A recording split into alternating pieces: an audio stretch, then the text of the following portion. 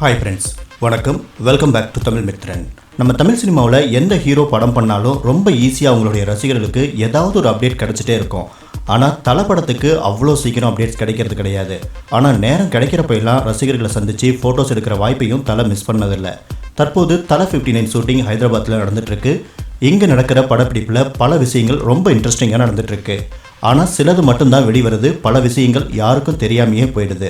ஹைதராபாத்தில் ஷூட்டிங் ஆரம்பித்த புதுசில் மோகன்லால் நடிச்சிட்டு இருக்கிற செட்டுக்கு போயிட்டு இயக்குனர் பிரியதர்சனை தலை அஜித் மீட் பண்ணி பேசியிருக்காரு. அப்புறம் அங்கிருந்த சில டெக்னீஷியன்ஸ் கூடயும் ஃபோட்டோஸ் எடுத்திருக்காரு. இதை நம்ம சில நாட்களுக்கு முன்னாடி கூட பார்த்தோம். இன்றைக்கி ஒரு நியூஸ் கிடச்சிருக்கு. அதாவது பிரபாஸ் நடிப்பில் உருவாகிட்டு இருக்கிற சாஹோ படத்துடைய ஷூட்டிங்கும் ராமோஜிராவ் ஃபிலிம் சிட்டியில் தான் நடந்துகிட்ருக்கு.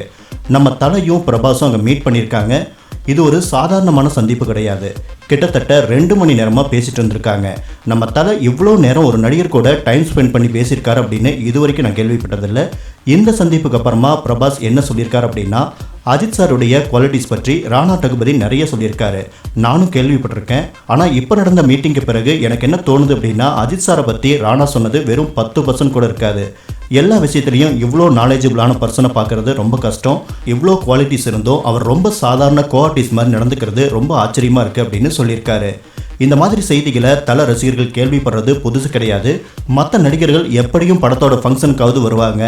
அங்கே அவங்க கூட நடிக்கிறவங்க உண்மையோ பொய்யோ அடுத்த சான்ஸ்க்காவது புகழ்ந்து பேசுகிறத நம்ம பார்த்துருப்போம். அப்படி ஒரு பேச்சை கேட்குற வாய்ப்பெல்லாம் தல ரசிகர்களுக்கு கிடையவே கிடையாது. இந்த மாதிரி எப்பயாவது ஒரு நியூஸ் வந்தால் தான் உண்டு. பிரபாஸும் தலையும் ராமோஜிராவ் ஸ்டுடியோவில் வாக்கிங் போயிட்டே தான் ரொம்ப நேரம் பேசிட்டு இருந்திருக்காங்க. ஆனால் இந்த நியூஸ் நமக்கு தெரிஞ்சு 2 நாளாவது துரதிருஷ்டவசமாக இப்போ வரைக்கும் ஒரு ஃபோட்டோ கூட கிடைக்கல. இனி யாராவது சோசியல் மீடியாவில் ஷேர் பண்ணுறாங்களா அப்படின்னு வெயிட் பண்ணி பார்க்கலாம்.